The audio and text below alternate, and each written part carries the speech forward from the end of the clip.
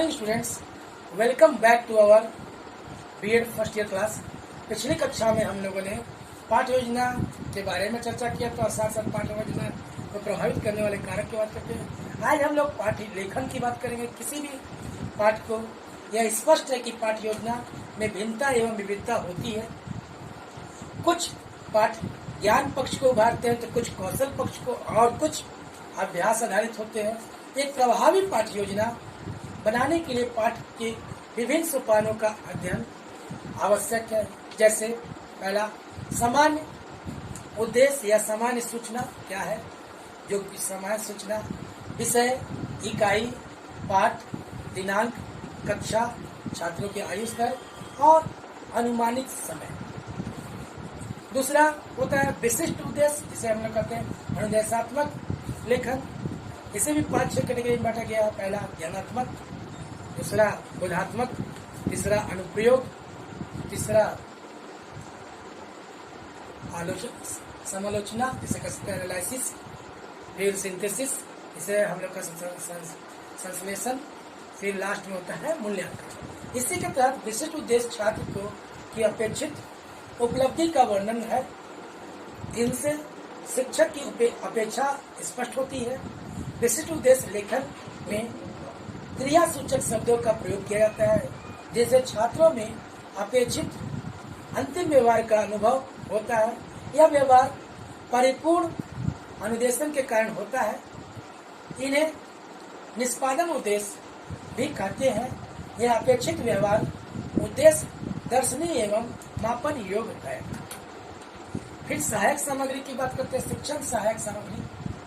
अधिगम शिक्षण में सहायक शिक्षण सामग्री का प्रयोग अधिगम में अभिप्रेरणा का कार्य करती है और अधिगम वातावरण होती है। जैसे चॉक, डस्टर और ब्लैक बोर्ड को छोड़कर आपने क्या लिया है, जैसे प्रतिरूप, मॉडल लेंगे, चार्ट पेपर, रेखा चित्र इत्यादि जो हम बोलते हैं। ये सब यहाँ तक कि जो हम लोग फनल बोर्ड या लेंगे, स्लाइड्स वगैरह सभी जो होते हैं हमारे शिक्षण सामग्री में आते हैं। विज्ञान में स्लाइड्स दिखाया जाता है, प्रतिरूप दिखाया जाता है।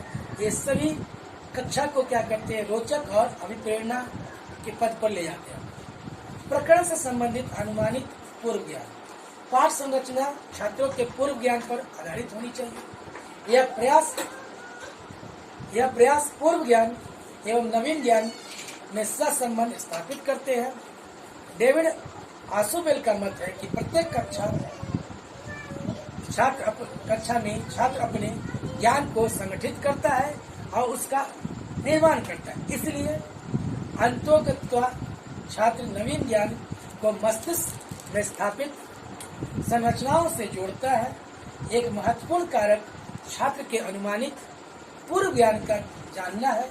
शिक्षक को पूर्व ज्ञान का पता लगाना होता है और छात्रों को तदनुसार पढ़ाना होता है। इसलिए प्रस्तावना प्रश्न होता है, जिसमें क्रम से बच्चे के ज्ञान से लेकर हम अपने उद्देश्य कथन को निकालते हैं, अपने उद्देश्य की प्राप्ति करते हैं, या तो हम कहते हैं प्रकरण की प्राप्ति करते हैं। अगला शिक्षण विधियां। विषय एवं प्रकरण की आवश्यकता अनुसार शिक्षण विधि का चयन करना होता है। जैसा कि प्रकरण है, प्रकरण की मांग है तो वो व्याख्यान भी हो सकता है, दूसरा चीज हो सकता है अपना प्रदर्शन भी हो सकता है। कोई भी विधि जो विधि उपयुक्त हो इसके लिए पाठ के पढ़े। इसका मुख्य कार्य छात्रों को अधिगम में सक्रिय रखना होता है। प्रस्तावना एवं पाठ का परिचय। पाठ प्रस्तावना का मुख्य कार्य निम्नलिखित है।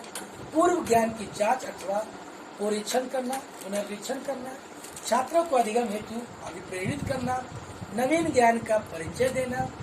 पाठ प्रस्तावना पूर्ण तैयारी के साथ करनी चाहिए, जिसमें शिक्षण कौशल एवं शिक्षण सामग्री का उपयोग हो। इस स्थान पर जो शिक्षण कौशल प्रयोग में लाया जाता है उसे सेट इंडक्शन कहते हैं। पाठ की प्रस्तावना प्रश्नों द्वारा, प्रदर्शन द्वारा अथवा कहानी द्वारा प्रस्तुत करते हुए की जा सकती है। पाठ के इस भाग में शिक्षक छात्रों तथा कक्षा को निमंत्रित करते हुए पाठ शिक्षण अधिगम की लिए प्रस्तुत करता है। इसे सामान्यतः 3 मिनट का समय पर्याप्त है। इसमें पाठ विकास, यह पाठ का मुख्य भाग है। इसमें विषय वस्तु, शिक्षण विधियां, छात्र की योग्यता का ज्ञान साथ साथ क्रियाशील रहते हैं। कुछ अर्थपूर्ण आवश्यकताएं निम्नलिखित है। अधिगम के लिए विविध क्रियाओं का प्रबंध करना, छात्रों के प्रारंभिक अनुभव प्राप्ति के पश्चात संप्रत्यय प्रस्तुत करना या अनुभव छात्र वस्तुओं के साथ क्रियाशील रहकर अर्जित करे। शिक्षक अधिक प्रश्न पूछे तथा भाषण कम करे। छात्रों के साथ अंतर क्रिया करे। अधिगम अनुभवों को केंद्रित किया जाए जिससे छात्र संप्रत्यय खोज कर सके। पर इसी को प्रस्तुतिकरण के भी माना जाता है। पूरा का पूरा प्रस्तुतिकरण के अंतर इसको होता है। प्रस्तुतिकरण के बाद जब हम विकासात्मक प्रश्न हो जाते हैं उसके बाद हम लोग पुनरावृत्ति करते हैं। पुनरावृत्ति प्रश्नों द्वारा नवीन प्रस्तुतियां प्रस्तुत करके अथवा लिखित परीक्षा द्वारा छात्रों के अधिगम की पुनरावृत्ति संभव है।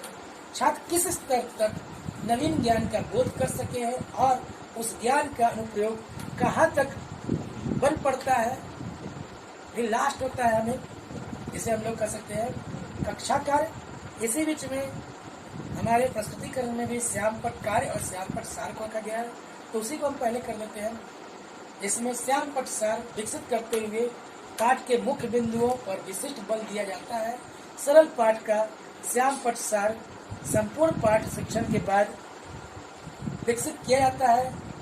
जाना चाहिए उपयुक्त होगा कि जिस पाठ में अधिक शब्दावली अथवा जटिल संप्रत्यय है उसके श्यामपट्ट सार पाठ के साथ साथ विकसित करना उपयुक्त होगा।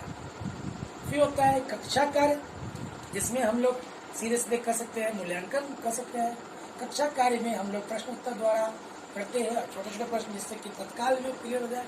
और अंत में हम लोग देते हैं गृह कार्य, जिसमें गृह कार्य द्वारा छात्रों को पुनः अधिगम का अवसर मिलता है और सीखे हुए ज्ञान की प्रतिपुष्टि होती है। कई बार हम लोग रेफरेंस बुक की भी बात करते हैं कि जिससे पढ़ाया जा रहा है उसके द्वारा जान किया जाए और बच्चों से बताता है कि स्व मूल्यांकन किया जाए।